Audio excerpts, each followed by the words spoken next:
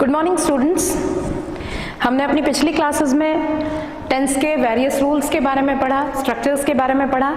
उसको sum up करने के लिए, समराइज करने के लिए, ये आप ब्लैक बोर्ड पे देख रहे हैं, मैंने लाइंस खींची हुई हैं, अलग अलग कॉलम्स बनाए हुए हैं। इसमें हम लोग उन सारे टेंसेस के स्ट्रक्चर लिखेंगे और एट ए ग्लांस समझने की कोशिश करेंगे कि एक स्ट्रक्चर दूसरे स्ट्रक्चर से कैसे डिफरेंट होता है। तीनों tenses present, past and future,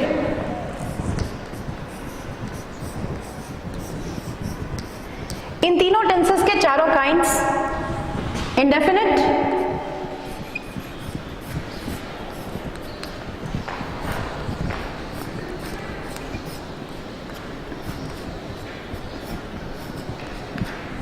indefinite, then continuous, थोड़ा स्पेस कम है, I'll simply write cont here, means continuous,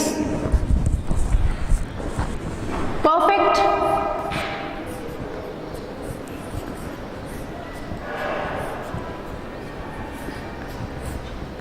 then perfect continuous.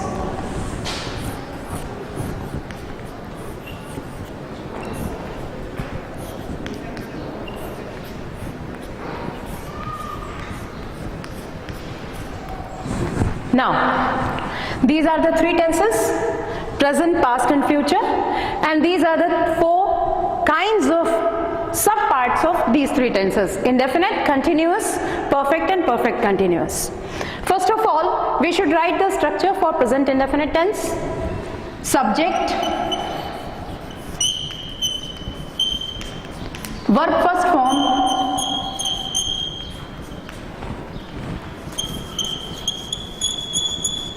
Object.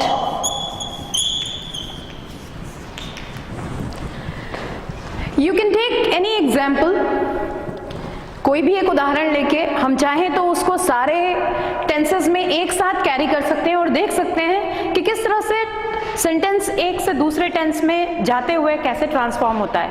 Take a very simple example like I write a letter, I write a letter. Past tense, subject, verb second form,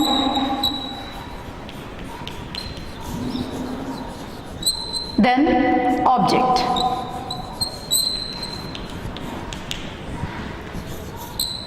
अब इस sentence को हम change करेंगे past indefinite tense में। This will become I wrote a letter.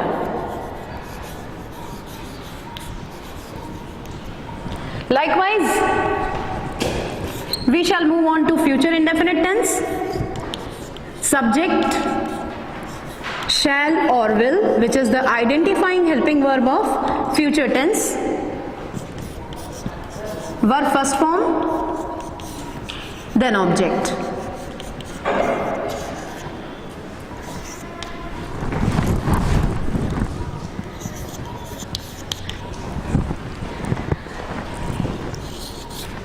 I shall write a letter.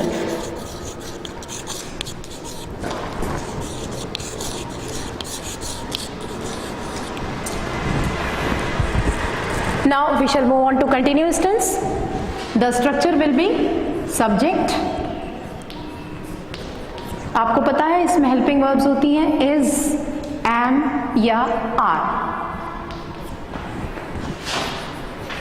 मुख्य क्रिया verb के साथ आप लगाएंगे ing, लास्ट में आ जाएगा ऑब्जेक्ट। इसी सेंटेंस को हम चेंज करते हैं प्रेजेंट कंटिन्यूअस टेंस में। I am writing a letter, मैं एक पत्र लिख रहा हूं या लिख रही हूं। इसी तरह से past continuous tense, subject was where,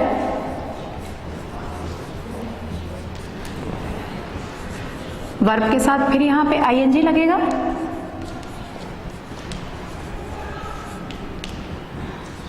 last में आ जाएगा ऑब्जेक्ट। ये हो जाएगा I was writing a letter.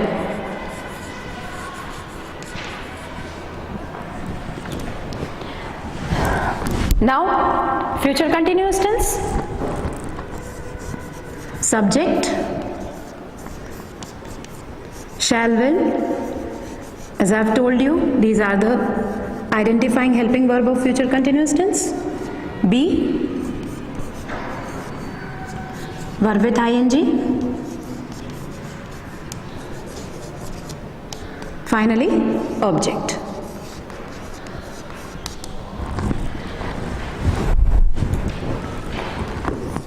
I shall be writing a letter. मैं एक पत्र लिखता रहूँगा। Then perfect means complete. Subject, helping verbs here, has or have. Verb third form,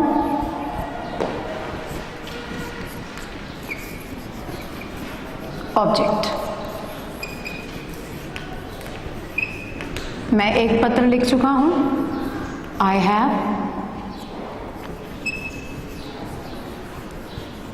written a letter. Past perfect tense, subject, had, verb third form,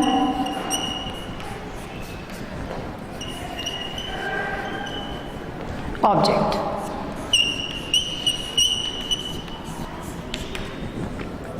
मैं एक पत्र लिख चुका था, I had written a letter। Future tense, subject, shall, will, have,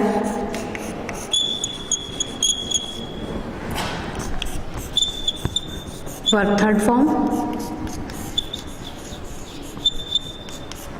object।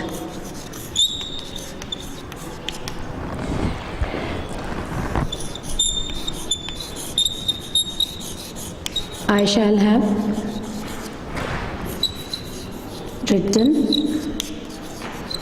a letter।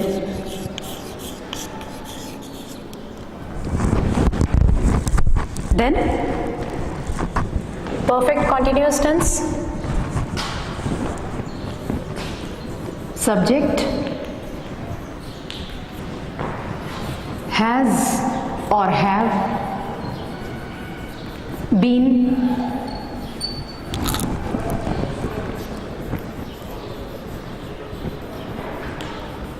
verb with ing, object।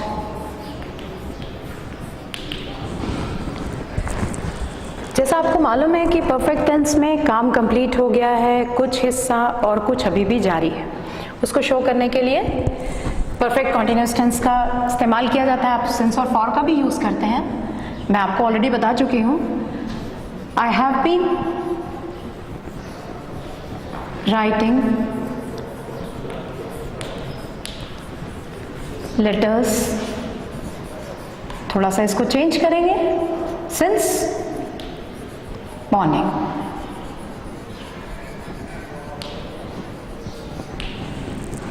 Likewise, subject, had been, verb with ing,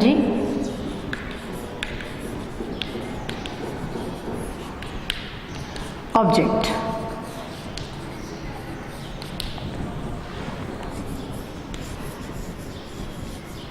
I had been writing letters,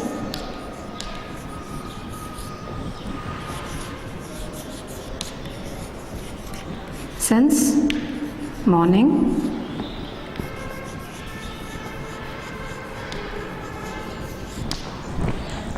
Now the last, future perfect continuous. Subject, shall, will, have, been, verb with ing,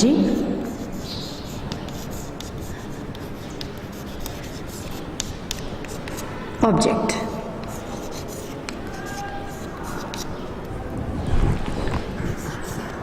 I shall have been,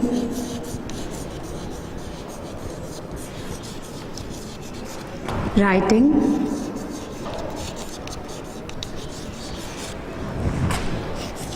letters, since morning.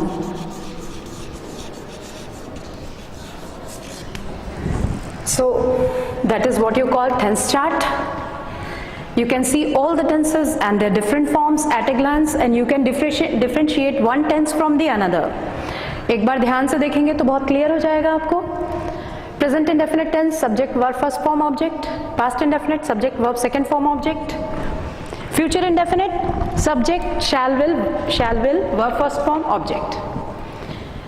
Here no helping verb, no helping verbs, and the future identifying helping verb is shall or will.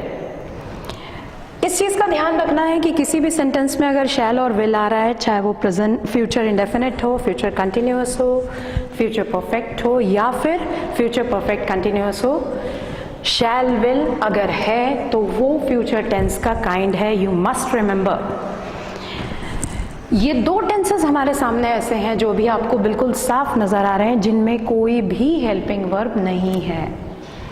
Direct verb का first form मिला आपको present indefinite में, past indefinite में भी there is no helping verb. Now continuous tense की speciality देखिएगा, इसमें different helping verbs हैं. जैसे प्रेजेंट कंटिन्यूअस टेंस में is am are, past continuous tense में was were, future continuous tense में शैल विल बी.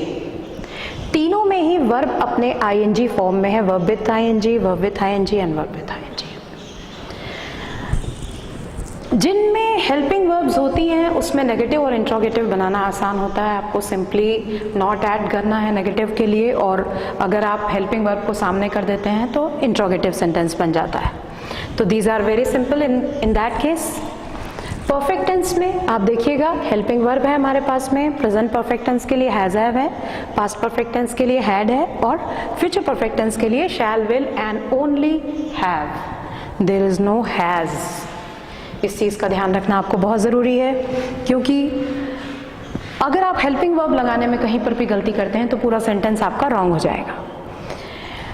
दूसरी चीज़ जो आपको ध्यान रखने की है कि प्रेजेंट परफेक्ट, पास्ट परफेक्ट और फ्यूचर परफेक्ट टेंस तीनों में ही वर्ब अपने थर्ड फॉर्म में है. परफेक्ट मतलब कंप्लीट, काम हो चुका है, हो चुका था और हो चुका होगा. तो बहुत केयर कीजिएगा, इसमें वर्ब हमेशा अपने तीसरे फॉर्म में आएगी. इसके बाद परफेक्ट कंटिन्यूअस टेंस, जैसा मैंने आपको बताया था कि दो टेंसेस को मिला रहा है, काम हो चुका है, remaining part is still going on. तो इसमें आपको परफेक्ट टेंस की भी हेल्पिंग वर्ब मिलेगी और मेन वर्ब को आपको परफेक्ट कॉन्टिन्यूअस टेंस के फॉर्म में यानी कि वर्ब विथ आईएनजी फॉर्म में रखना है. तो हैज हैव है, इधर हैड है और इधर शैल विल हैव है. ये जो हेल्पिंग वर्ब्स हमने यहाँ पर डाली हुई हैं और उसके तुरंत बाद अगर आप वर्ब विथ आईएनजी लगाते हैं तो that will not be correct. So एक और हेल्पिंग वर्ब हमको यहाँ इंट्रोड्यूस करनी पड़ेगी विच इज़ बीन. तीनों में ही बीन आया हुआ है और उसके बाद में जो मुख्य क्रिया है, मेन वर्ब है, वो अपने आईएनजी फॉर्म में जाएगी. आप देख सकते हैं यहाँ पे. तो ये सिंपल रूल्स थे. एट ए ग्लांस आप डिफ्रेंशिएट कर सकते हैं कि एक टेंस दूसरे टेंस से कहाँ पे किस मामले में डिफर करता है. अभी तक हमने जितने सेंटेंसेस यहाँ पे देखे, these are all affirmative sentences.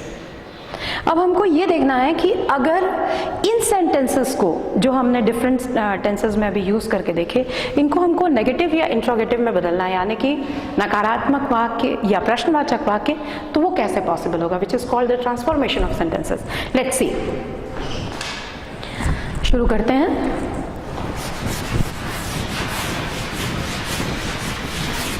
कोई काम, जैसे मैं पत्र लिखता हूं, ठीक है। अब आपको ये कहा जाए कि इस वाक्य को आप नेगेटिव सेंटेंस में बदलिए, आपका जवाब होगा मैं पत्र नहीं लिखता हूं। तो मैं पत्र नहीं लिखता हूं, ये आपने हिंदी में कहा, इसको आप इंग्लिश में कैसे बोलेंगे? आप इंट्रोगेटिव सेंटेंस आपको बनाने के लिए कहा जाए मैं पत्र लिखता हूं, अब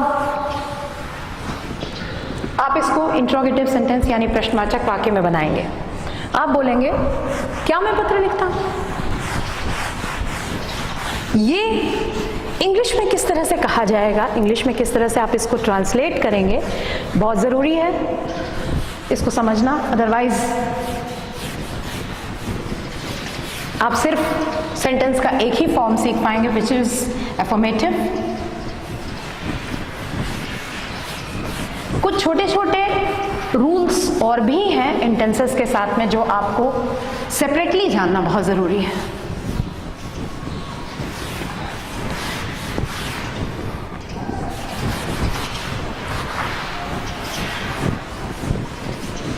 Once again, I'll take all the tenses one by one and tell you different rules, various rules which are associated with that tense. First of all,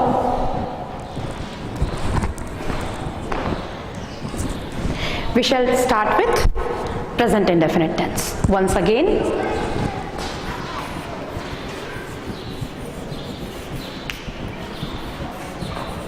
present indefinite tense.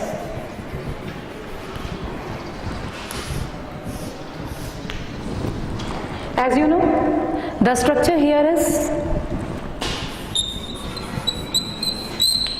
subject, verb first form, object। और कुछ ऐसी भी क्रियाएं होती हैं जिनमें object नहीं होता है, these are called intransitive verbs। तो जहां ऑब्जेक्ट नहीं होगा, there you have कॉम्प्लीमेंट, पूरक, सेंटेंस का बचा हुआ हिस्सा plus adjunct. Adjunct means other words. When I'll teach you boys, I'll tell you what transitive and what intransitive verb is. परंतु अभी आप सिंपली इतना ध्यान दीजिए कि हर एक वर्ब में ऑब्जेक्ट नहीं होता, तो जहां ऑब्जेक्ट नहीं होता वहां पे उस सेंटेंस का कॉम्प्लीमेंट्री हिस्सा होता है, उसका पूरक हिस्सा होता है, और साथ ही कुछ अदर वर्ड्स जुड़े होते हैं, एडजंक्ट्स होते हैं। अभी आपको बताने के लिए मैंने इसको यहाँ पर लिखा है, प्लीज इग्नोर दिस। अभी इसको इग्नोर कीजिए, ध्यान रखिए सिर्फ इतने स्ट्रक्चर पे, subject, verb first form, object. अब अभी हमने जितने सेंटेंसेस लिए उसमें हमने ऐसे सब्जेक्ट्स को यूज किया वो जनरली प्लूरल समझे जाते हैं। इस सेंटेंस का एक बहुत छोटा सा नियम है, जब इस वाक्य में कर्ता, डूअर, काम करने वाला, सब्जेक्ट एक वचन में रहता है, सिंगुलर, नंबर, सब्जेक्ट, ठीक। और प्लूरल नंबर सब्जेक्ट तो आप जानते हैं, उसमें कोई प्रॉब्लम नहीं है। सिंगुलर नंबर सब्जेक्ट जैसे ही, शी, इट, या कोई नाम है, राम, मोहन, श्याम, सीता, गीता, एनीबडी। जब सिंगुलर नंबर सब्जेक्ट होता है तो इसमें मुख्य क्रिया जो होती है आप उसके साथ एस या ईएस लगाते हैं। ये एक ऐसा नियम मैं आपको बता रही हूं जो सिर्फ प्रेजेंट इंडेफिनिट टेंस में ही लागू होता है, आप इसको किसी और टेंस में फॉलो नहीं करेंगे। एक वचनकर्ता के साथ वर्ब में एस या ईएस लगाते हैं। जैसे अभी हम लोगों ने इतने सारे सेंटेंसेस किए, आई राइट अ लेटर। अब आप बोलेंगे आई जो है वो एक वचन है, पर मैं आपको बता दूं, समझा दूं, इंग्लिश में आई को सिंगुलर ट्रीट नहीं किया जाता है, ठीक है।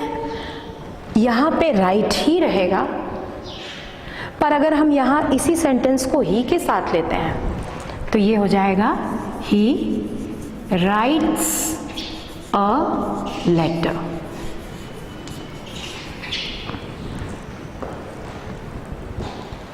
ठीक है।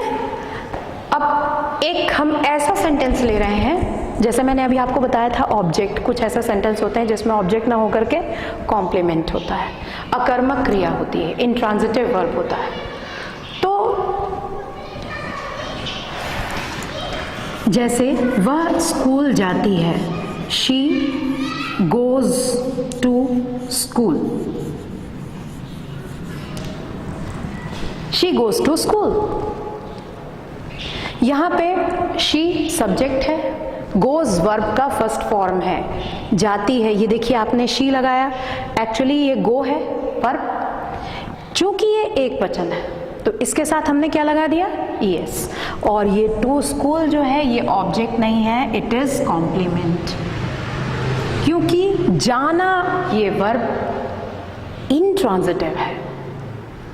इसको ज़्यादा बेहतर तरीके से आपको वॉइस के समय में बताऊंगी, but simply try to understand it. जब सब्जेक्ट आपका एक वचन है तो आप मुख्य क्रिया के साथ में एस या ईएस यूज करेंगे, और अगर सब्जेक्ट आपका आई, यू, वी या दे है तो उसके साथ आप वर्ब में कुछ भी यूज नहीं करेंगे। बहुत सिंपल सा रूल है। चलिए एक एग्जाम्पल और करते हैं। वे निबंध लिखते हैं। अब हमारे पास में जो वाक्य आया वो है वे, तो वे के लिए अपन क्या यूज करते हैं, दे। दे यहां पे क्या है, एक वचन है या बहुवचन, वे बहुत सारे लोग, प्लूरल नंबर है ना। तो वे निबंध लिखते हैं। अब यहां हमको वर्ब क्या आ रही है, लिखना, तो लिखने के लिए क्या यूज करेंगे अपन, राइट। दे राइट एसेज।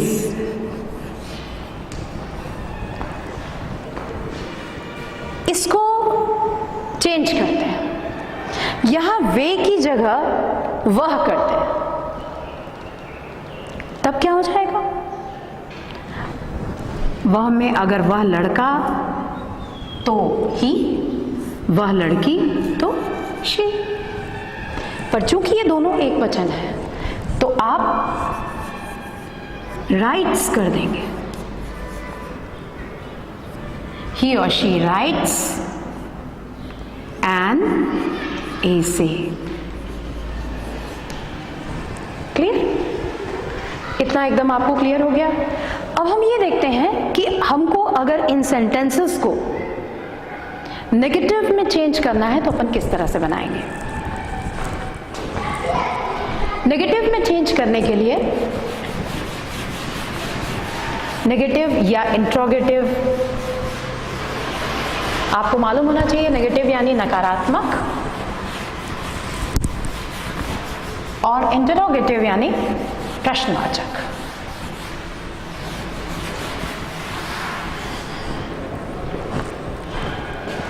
नेगेटिव सेंटेंस बनाने के लिए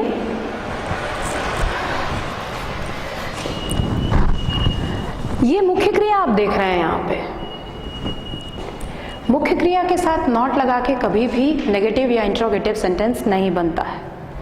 नेगेटिव या इंट्रोगेटिव सेंटेंस बनाने के लिए किसी भी टेंस में सहायक क्रिया का होना बहुत आवश्यक होता है, और आप देख रहे हैं इस टेंस में कोई भी सहायक क्रिया नहीं है। अब सवाल ये उठता है, अगर इस टेंस में कोई भी सहायक क्रिया नहीं है तो हम नेगेटिव इंट्रोगेटिव कैसे बनाएंगे। हमको सहायक क्रिया इंट्रोड्यूस करानी पड़ेगी, विच विल बी डू और डज। जो सहायक क्रिया होगी डू या डज। अब डू या डज कैसे इसका उपयोग करेंगे, सोचिए। ओके, मैंने आपसे कब बताया कि नेगेटिव या इंट्रोगेटिव बनाने के लिए डू या डज का उपयोग किया जाता है। अब कहां पर डू का इस्तेमाल होगा, कहां पर डज का इस्तेमाल होगा, ये आपको देखना है। सबसे पहले हम आपको बता दें, जहां पर कर्ता एक वचन में होगा, सिंगुलर, नंबर, सब्जेक्ट,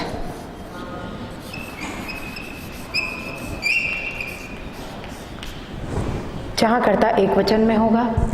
आप हमें एक वचन कर्ता का एग्जाम्पल बता सकते हैं, जैसे ही, शी, इट या कोई नाम, ठीक है। इनके साथ में हम इस्तेमाल करेंगे does.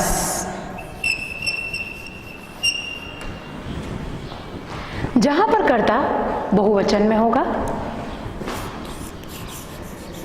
Plural, number, subject, like you, we, I, they. इनके साथ में आप लगाएंगे डू। नेगेटिव बनाने के लिए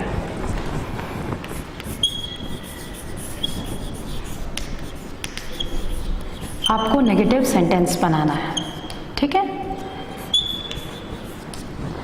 आपके सामने सेंटेंस है, जैसे हम सरल सा ही सेंटेंस लेते हैं, आई राइट ए लेटर, ठीक है।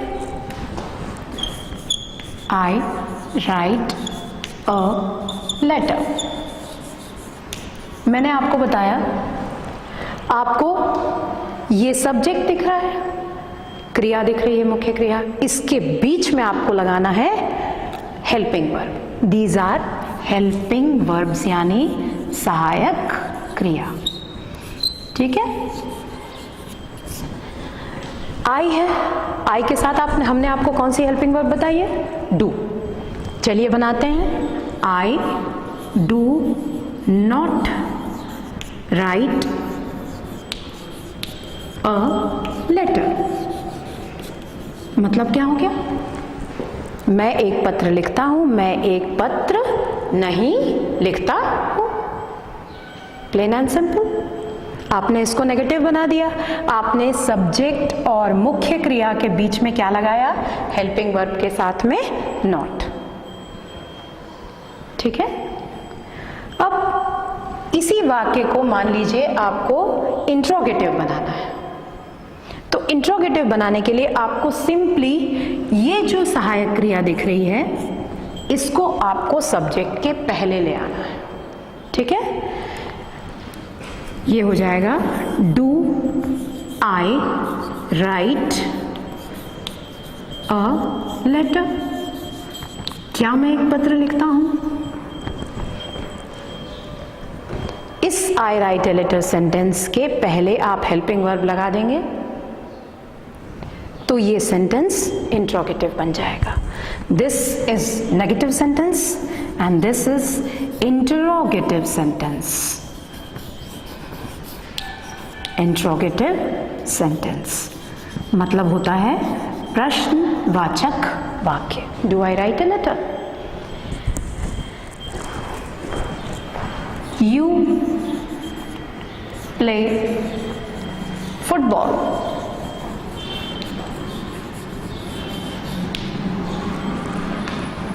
अब आपको कहा जाए इस सेंटेंस को आप नेगेटिव में बनाइए।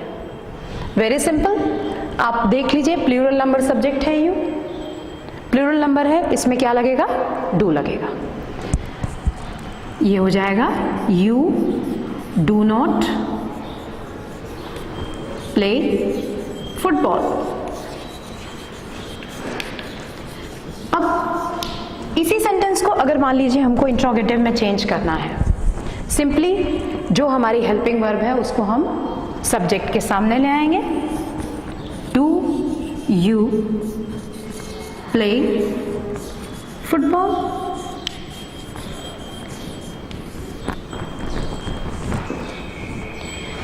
ये हो गया आपका negative sentence and this one is interrogative sentence.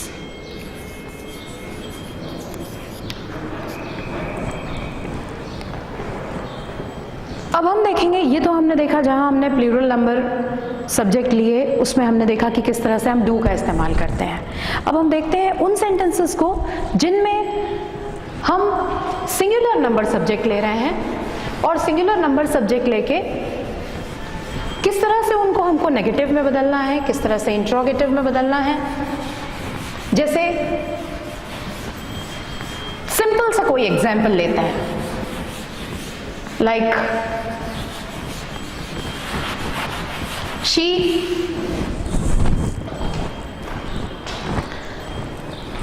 वह चेस खेलती है।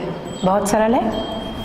शी खेलने के लिए प्ले, चूंकि यहाँ पे एक वचन है इसलिए हम यहाँ पे एस लगा देंगे। She plays chess. ठीक है। अब इसको आपको नेगेटिव में चेंज करना है। वह चेस नहीं खेलती है। She does not. अब यहाँ एक चीज बहुत केयरफुली वॉच कीजिएगा। जैसे ही हमने यहाँ डज इंट्रोड्यूस कराया, हेल्पिंग वर्ब लगाई, ये एस जो आपने ऐड किया था वो रिमूव हो जाएगा, हट जाएगा। ये हो जाएगा she does not play chess. Care कीजिएगा, आप जैसे ही डज लगा रहे हैं यहाँ पर प्लेज लिख देंगे, सेंटेंस रॉन्ग हो जाएगा। आपको इस एस को जो आपने सिंगुलर सब्जेक्ट होने के कारण लगाया हुआ था उसको आपको इमीडिएटली हटा देना है। अब इसको हम आपको बोलें कि इसको प्रश्नवाचक वाक्य में बनाइए, तो प्रश्नवाचक में सबसे पहले आ जाएगा हेल्पिंग वर्ब डज शी। फिर वही नियम ध्यान रखिए, आपने ऑलरेडी डज लगा दिया है तो यहाँ एस नहीं लगेगा। Does she play chess? जो खास ध्यान रखने वाली बात यह है कि जैसे ही आप हेल्पिंग वर्ब इंट्रोड्यूस कराएंगे, एक वचन सब्जेक्ट है, सिंगुलर नंबर सब्जेक्ट है, उस मुख्य क्रिया का, मेन वर्ब का एस या ईएस जो भी आपने वहां पर लगाया हुआ है अकॉर्डिंग टू द वर्ब, उसको आप इमीडिएटली रिमूव कर देंगे, हटा देंगे। एक सेंटेंस और करते हैं और अगर आप कर पाएंगे तो we'll move on to the next tense which will be past indefinite. जैसे शी स्पीक्स इंग्लिश, वह इंग्लिश बोलती है। स्पीक्स क्यों हुआ? Because subject is singular number. और इसी को अगर मैं बोलूं, आप शी के साथ दे, वे इंग्लिश बोलते हैं, दे स्पीक इंग्लिश।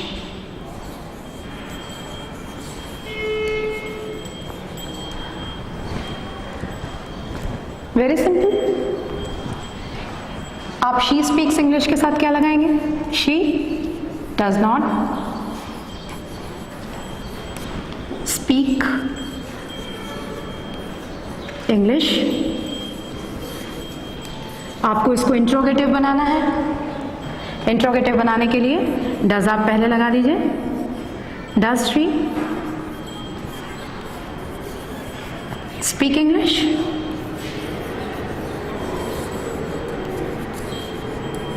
स्पीक्स का ऐसा आपने रिमूव कर दिया, हटा दिया। उसी तरह से दे स्पीक इंग्लिश,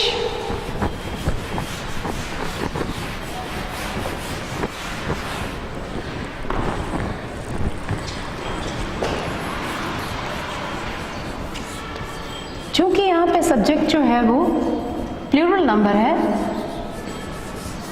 इसलिए आप लगाएंगे do, they do not speak English,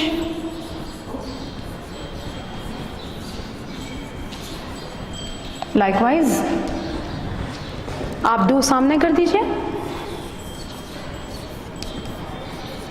do they speak English,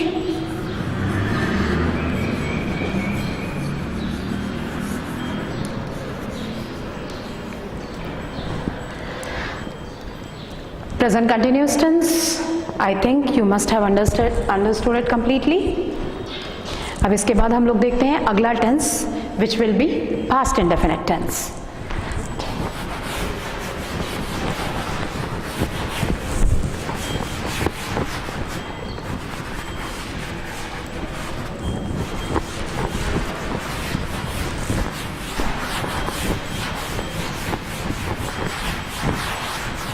Past indefinite tense, as you know, there is no helping verb in it also. कोई भी helping verb नहीं होती.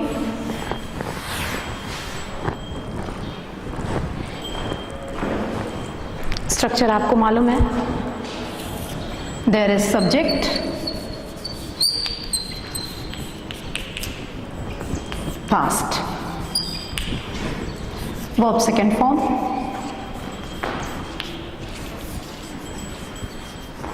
and object.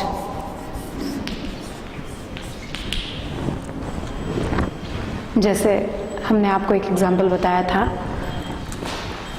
I wrote a letter. मैंने एक पत्र लिखा. अब मैंने एक पत्र नहीं लिखा, ये आपको करना है, पर यहाँ पर कोई भी हेल्पिंग वर्ब नहीं है. जैसे आपने प्रेजेंट इंडेफिनिट टेंस में डू और डज लगाया था, यहां पर हम लगाएंगे helping verb which will B did. ये यहां पे सहायक क्रिया होगी, हेल्पिंग वर्ब होगी. रिमेंबर, इसका एक नियम है जो आपको ध्यान रखना बहुत जरूरी है. यहां आपने वर्ब सेकंड फॉर्म में डाली हुई है. अब आपको इसको नेगेटिव बनाने के लिए सब्जेक्ट और मुख्य क्रिया के बीच में डिड लगाना है. I did not. अब समझिए, did past tense आ गया.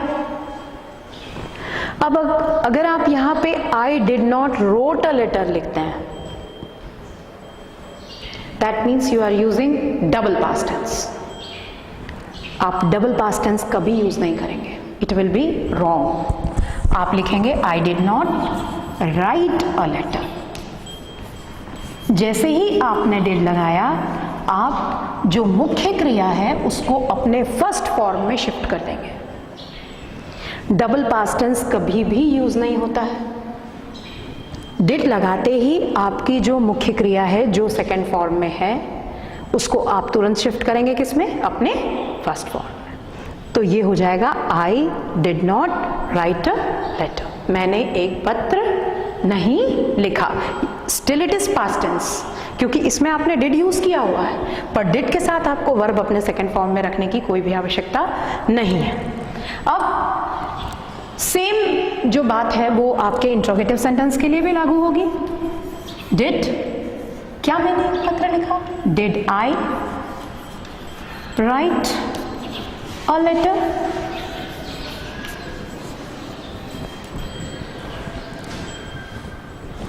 इसी तरह से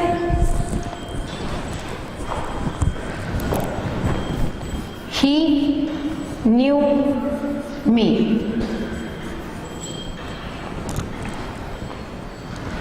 वह मुझे, न्यू का मतलब, नो का मतलब होता है जानना. नो का मतलब होता है जानना. न्यू का मतलब पास्ट टेंस, जानता था. वह मुझे जानता था. ही न्यू मी. चेंज कीजिए इसको. ही डिड नॉट नो मी. आप इसको इसके फर्स्ट फॉर्म में ले आइए. ही डिड नॉट नो मी. अब आपको इंट्रोगेटिव बनाना है.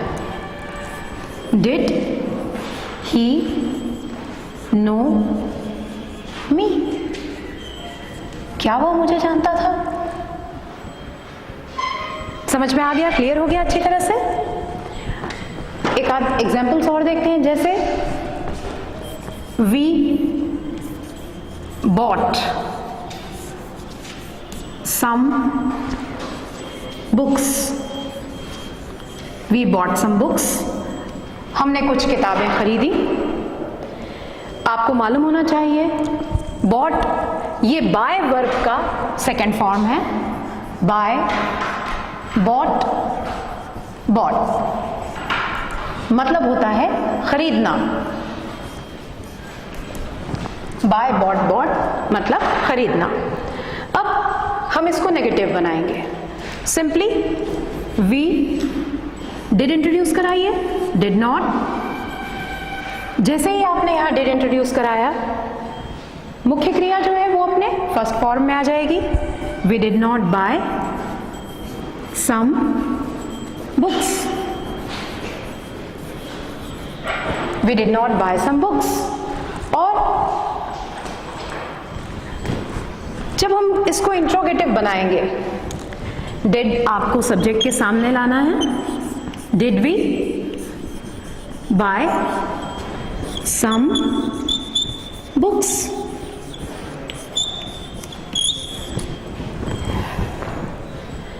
Is it clear? आपको समझ में आ रहा है अच्छी तरह से?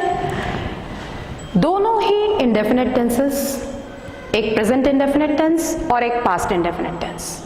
आपको इसमें ध्यान ये रखना है कि जिस प्रकार से प्रेजेंट इंडेफिनिट टेंस में सब्जेक्ट के बाद वर्ब अपने फर्स्ट फॉर्म में होती है, कोई भी हेल्पिंग वर्ब नहीं होती, हम उसमें डू या डज लगा के, जो हमारी इंट्रोड्यूसिंग हेल्पिंग वर्ब है उसको लगा के हम नेगेटिव और इंट्रोगेटिव बनाते हैं। उसी तरह से पास्ट इंडेफिनिट टेंस में सब्जेक्ट के बाद वर्ब सेकेंड फॉर्म, कोई भी हेल्पिंग वर्ब नहीं होती, और यहां पर हम डिड इंट्रोड्यूस कराते हैं और डिड इंट्रोड्यूस करा के वर्ब को अपने फर्स्ट फॉर्म में प्लेस करके नेगेटिव और इंट्रोगेटिव सेंटेंसेस बनाते हैं। इतना आप लोगों को एकदम क्लियर हो गया होगा? Present and past indefinite. Now we'll take future indefinite tense. Future indefinite tense, जैसा आप लोगों को मालूम है कि फ्यूचर इंडेफिनिट टेंस में आपके पास में ऑलरेडी एक हेल्पिंग वर्ब है जो शैल या विल है, तो इसमें कोई खास आपको प्रॉब्लम नहीं होगी करने में। आपको जब नेगेटिव बनाना है या इंट्रोगेटिव बनाना है, you simply add not to it. Not आप उसके साथ जोड़ देंगे और उन हेल्पिंग वर्ब्स को जब आप सब्जेक्ट के सामने ले आएंगे तो वो सेंटेंस इंट्रोगेटिव सेंटेंस बन जाएगा। चलिए देखते हैं। सब्जेक्ट, आपको स्ट्रक्चर पता है, सब्जेक्ट के साथ शैल या विल, वर्ब अपने फर्स्ट फॉर्म में, और लास्ट में है ऑब्जेक्ट।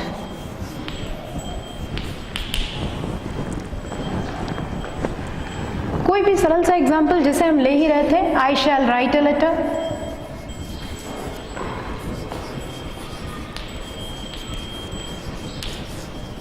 आप देख सकते हैं इसमें ऑलरेडी आपके पास हेल्पिंग वर्ब है विच इज शैल।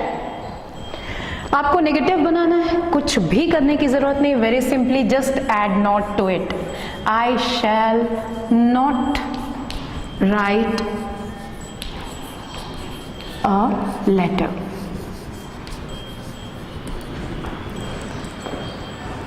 शैल को आप सब्जेक्ट के पहले ले आइए। शैल आई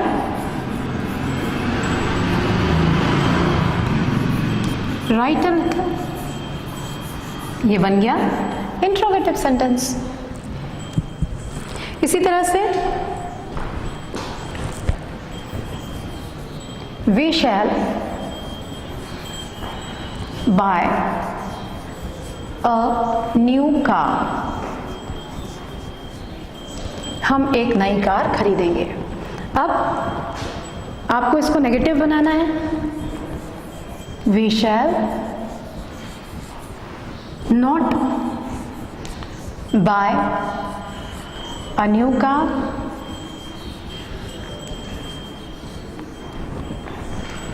इंट्रोगेटिव के लिए shall we buy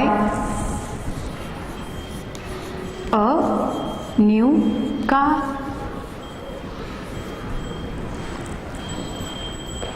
एक एग्जाम्पल और करते हैं, he will read a novel, ये रीड, ये जो क्रिया है इसके बारे में एक बहुत इम्पॉर्टेंट चीज़ आपको जानना ज़रूरी है। रीड, इसका first form read, second form की spelling READ and third form की spelling READ, READ, READ, READ। But first form में इसको पढ़ा जाता है रीड, सेकेंड फॉर्म में इसको पढ़ा जाता है रेड, और थर्ड फॉर्म में भी इसको पढ़ा जाता है red. Should not forget this, इसको बिल्कुल मत भूलिएगा। ये फर्स्ट फॉर्म में रीड पढ़ा जाएगा, सेकेंड फॉर्म में रेड पढ़ा जाएगा, और थर्ड फॉर्म में भी रेड पढ़ा जाएगा। Spelling will be the same, spelling में कोई फर्क नहीं है, लेकिन पढ़ते समय सेकेंड और थर्ड फॉर्म को आप क्या पढ़ेंगे, रेड पढ़ेंगे। Okay, so he will read a novel. अब इसको आपको नेगेटिव में चेंज करना है, he will not read a novel,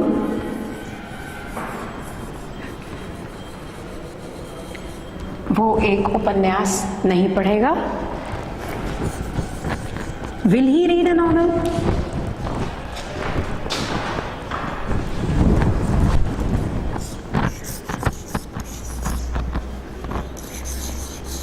Will he read a novel? क्या वह एक उपन्यास पढ़ेगा? So that's it. इस क्लास में आपने देखा 3 इंडेफिनिट टेंसेस को, present indefinite, past indefinite and future indefinite. एक बार इसको जल्दी से रिवाइज कर लेते हैं। प्रेजेंट इंडेफिनिट टेंस का structure, subject, verb, form, first form object, कोई भी हेल्पिंग वर्ब नहीं। आपको नेगेटिव इंट्रोगेटिव बनाना है तो आपको हेल्पिंग वर्ब इंट्रोड्यूस करानी पड़ेगी, जो होगी डू या डज। डू का उपयोग करेंगे आप बहुवचन के सब्जेक्ट्स के साथ में, डज का उपयोग करेंगे आप एकवचन के सब्जेक्ट्स के साथ में। इसके अलावा आपको ध्यान ये रखना है कि डज को इंट्रोड्यूस कराएंगे जैसे ही आप सेंटेंस में वर्ब से SEIS को हटा देंगे। दूसरी चीज़ आपने ये देखी, पास्ट इंडेफिनिट टेंस में नेगेटिव और इंट्रोगेटिव बनाने के लिए हेल्पिंग वर्ब जो आप इंट्रोड्यूस कराएंगे दैट विल बी डिड, और डिड जैसे ही सेंटेंस में इंट्रोड्यूस होगा आपको मुख्य क्रिया को अपने फर्स्ट फॉर्म में शिफ्ट कर देना है। तीसरा जो हमने अभी देखा, फ्यूचर इंडेफिनिट टेंस, जिसमें स्ट्रक्चर होगा subject, shall, will, verb first form object. यहाँ ऑलरेडी हेल्पिंग वर्ब आपके पास है, आपको कोई हेल्पिंग वर्ब और एक्स्ट्रा ज़रूरत नहीं है, आप सिंपली नॉट ऐड कीजिए, हेल्पिंग वर्ब को सब्जेक्ट के सामने लाइए, आपका काम ख़त्म, बड़ी आसानी से आप बना ले जाएंगे। सो these are the indefinite tenses. In our next class we will see continuous tenses. Thank you.